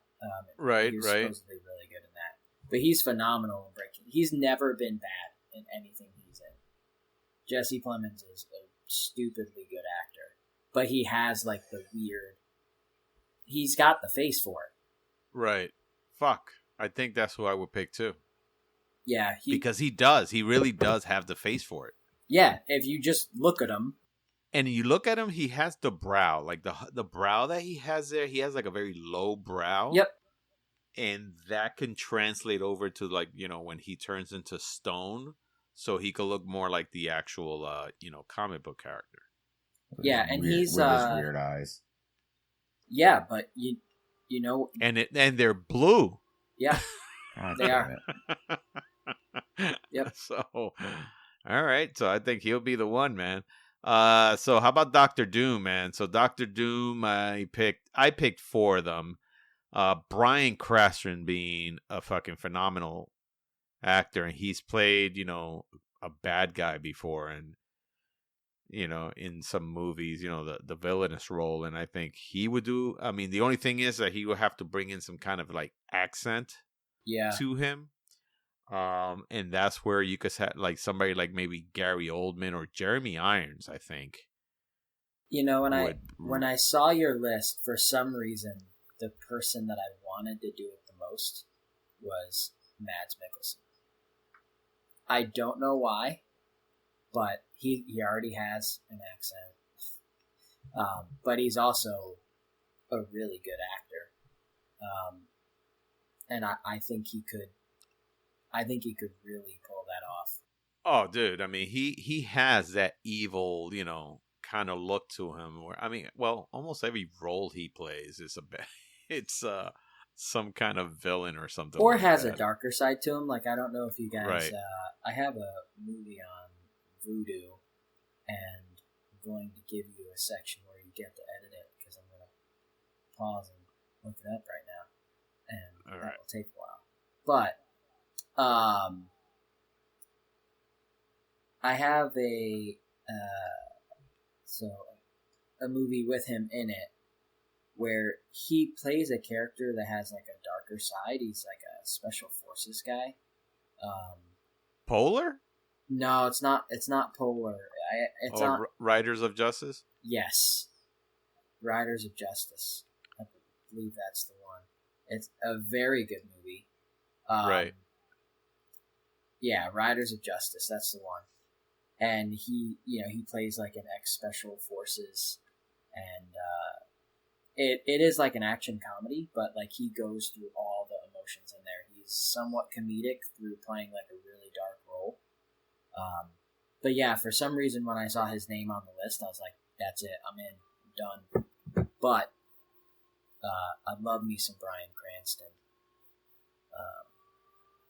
So that would be hard. But I think out of all of them, I don't know why I think you're right. I see think Mads as like yeah. the dude to pull it off for some reason. What do you think, Ralph? I like Jeremy Irons. I just think he has the look for it from what I remember of Doctor Doom when I was a kid and playing with the toys and watching the cartoon.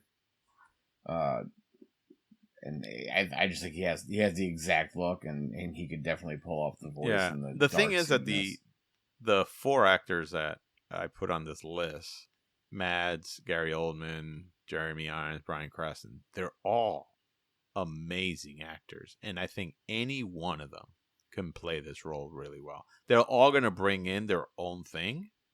Yep. Their own unique part of it, but I think they can all do a great job with this. Because, I mean, Gary Oldman has played a fucking psychopath in the past. And so easy. And to tack on two other really good guys to that list. Uh-huh. Javier Bardem and Adam Driver. Adam Driver? Really? You think? Dude, he could fucking do anything. I don't know, man. I can't see him as like the leader of Latveria. What about Viggo then? Viggo Mortensen? Yeah, he's too pretty. But then again, there's a story in Marvel that says that, so that they always say that what is it? Dr. Doom is disfigured under the mask, and there was this one story I read where he was actually not disfigured. He was like this gorgeous man, but he felt that he was so ugly that he needed to be under a mask. And I think Viggo probably would be good for that. Yeah, I mean, there are a couple, and Cillian Murphy, he'd be interesting too. Right. Yeah, there are a bunch of people that could play it. But you can make Mads Mikkelsen Galactus. I liked my original choices, Mads. When I saw it, I was like, I think he'd do a good job. Yeah, no, exactly. I still think he would. I think he would do a great job. I know you, Ralph, will pick Jeremy Irons, because I think Jeremy Irons is he knows how to play over the top very well. He's done that before too. So, but yeah, so both of those are great. So we have our picks here, and the only director that I could think who has done these big budget movies that I think work really well, especially like, superhero movies, the Russo brothers. What if I think the Russo brothers can do an epic Fantastic Four movie. What if they? I'm gonna feel like an idiot, but what if they do? Oh, they did Civil War. Avengers Endgame. Yeah. All right. Yeah. Just one of those little, just one that of those one. little, just that one.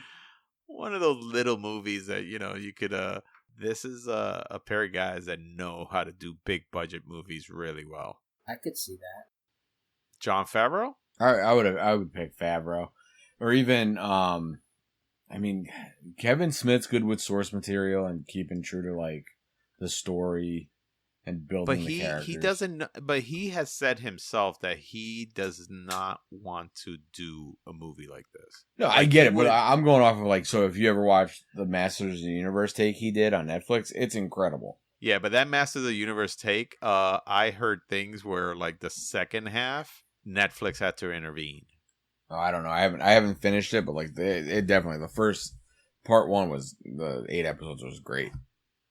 Oh, I liked it too, and I'm sure a lot of people liked it, but there was a lot of there was a lot of things that he changed, even though he was trying to keep as true to the original. That he changed certain things that I think Hasbro and Mattel didn't like or something like that, so they actually had to kind of go in there and change a few things back. So I don't know if you noticed, like from the first half and the second half, certain things that were supposed to happen never did. I'll have to go finish that. Yeah, I guess. But that being said, what I'm saying is that I think Kevin Smith, I mean, he said it before in his podcast. He says he just doesn't have the vision for a big budget movie like that. Plus, he's so much into dialogue, right? That that he probably. I don't know. I mean, who knows? Maybe you give it to him and he'll do something great on it.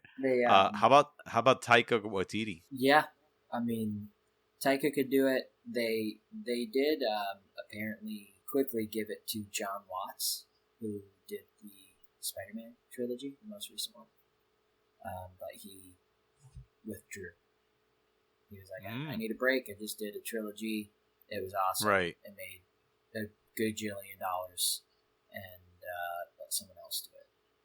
But yeah, dude, I watch, and I have watched most of the new things that Taika's done. So I think he's brilliant. I think he would do a fun fucking movie. It's still a Marvel movie, and because he did what Chloe Zhao could not do, he would keep. So if you notice, what was it?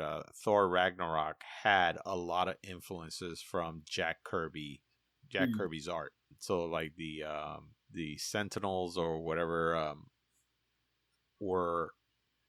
had that design. When they were on that planet, there was a lot of things that just screamed Jack Kirby. And I think since this is Jack Kirby and Stan Lee's original baby, the what really set them on the map, I think he would so much respect that he will bring a lot of those design elements into this. And I think that will make it so fucking special. The director part with movies is always so hard to figure out. Everybody's gonna bring their own spin to it. I mean, like, again, I think the Russo brothers, who have done big budget movies and they've done these superhero movies, I think they would do a great job. Again, I think Jon Favreau doing the same thing. Him, he's a fan himself, so he is a total fan. And I think he would also do a great job. But again, I think Taika Waititi will actually give it that extra special attention to try to keep it very Jack Kirby-ish, in that James sense. Gunn. James Gunn's another one. And if they allow James Gunn to make that shit rated R, that will be special. Yeah, it's and then also just with what he did with a group of it's a group of odd characters in Guardians of the Galaxy, but nonetheless a group of characters on the screen that he's directed successfully in very enjoyable movies. Guardians of the Galaxy, Also what is it? Suicide Squad. Suicide Squad. Yeah. He took two group of characters that are literally, I think, secondary or tertiary characters or whatever it is that nobody gives a fuck about, and made them great. So I think with a great family, I think he would do also very good too. Yeah. So yeah, I think we have like good three or four good directors there. I didn't put those on the list, but I should have. But yeah, so that's actually our picks there for the Fantastic Four, which I think would have been way better than what we had, and they should have probably come to us and say, "Hey guys, what do you think we should do?" Because this fucker here doesn't know what the hell he's doing, and I think we would have came up with something better. It would have been entertaining, at least. I am being so fucking arrogant right now about that, so hopefully, I don't have. I mean, based on those picks and those actors and a good director, yeah, this movie would have been fucking bomb. Oh yeah, absolutely. But like I said, I still would have swapped out Doctor Doom for the first movie. Doctor Doom would not be in the first movie. Yeah, I totally agree on that. Completely agree. I think another villain should have been there. Something like, again, I don't care who it was. Annihilus. I think Annihilus, actually, when you mentioned that sounded, if they were going to go the same route of going to another dimension, call it the negative zone and let it be Annihilus. Yeah, and boom. I think that would have been sweet. Yeah. I mean, so many people would have been like, holy shit, these guys went really deep cuts. Yep. Yeah, so that is actually our picks for our show today. Anything else that you guys want to close on this? No, man, I thought this one was a pretty good one. Awesome. I gotta be honest. Don't make you got anything to say, Ralph? Yeah, don't make me watch anything like this ever again, please. Oh my God! What do you think this fucking podcast is about? Is to watch all these bad movies? We watch some rough movies. This is like unenjoyable. Oh man, have you seen the list that I gave you, man? Because there's some rough ones in there, even worse than this. No, I doubt that highly. Oh really? Yeah. Oh my God! Like I at least probably own 95% of those movies. Like this, I passed on buying to begin with, and it's probably been like $6. Dude, this movie's probably been like fucking $2. Are you kidding me? Like, actually, I would. Here's the thing. Because this they need to make this movie is so bad. So this movie is so bad, right? But I would still rather watch this than The Last Airbender. Agreed. That's how bad Last Airbender is. I would rather watch this movie over the New Mutants movie. Ooh, I own that. I haven't watched it, but I own it. Oh, it's yeah. I mean, on a bright note, the 2025 Transformers: The Last Night and Fantastic Four are almost even there. Nah, no way. Catwoman with Halle Berry. Yeah. It's still got Halle Berry in it, and she looks good. Oh. Batman and Robin? It's fucking Batman. Like, it is what it is. No. Batman, come on. Batman and Robin? Seriously? Your boy wrote the score for it. My boy wrote? Yes, he did, and it's still horrible. on a bright note to end with the Fantastic Superman Four. For the Quest for Peace. You heard that, right, Got Joe? him. Got him. Boom. I'd probably I'd still technically be able to watch it and like give you at least 4 points of the reason why the movie's all right. So the lady that's the casting director for the new one that's coming out in 3 years. This movie's been on like the docket for like 12. She was the casting director for Endgame, Black Panther, Crash, and like literally like almost all the Marvel shows that are in development right now. Right. So, and like, have you guys seen Miss Marvel yet? I enjoyed. I only saw the first episode, but I'm like, oh, this is pretty spot on. So here's what I hear. I heard a few things about it. One, why they didn't do her powers exactly the way they are in the comic books, and I understood that was it just looked too cheesy. But then I heard something about that because of her trying to use the bracelets and having, like, let's say a construct be her hand coming out or whatever it is, that DC did a cease and desist because it looked too much like Green Lantern, and they have the right on that, on constructs coming out of somebody's hand. Christ. Dude, it was just like when I heard that, I was like, seriously? What the fuck? So, but it's a cute teenage movie, which, you know, so far, how can I say, it's better than what I thought. I'm not expecting it to be, you know, Obi-Wan or anything like that, but it's, you know, it's still cute. It's a cute movie. I think it's good for kids. I think the message that it's getting across is pretty cool. So, Until she crawls inside somebody's pee hole and blows it up.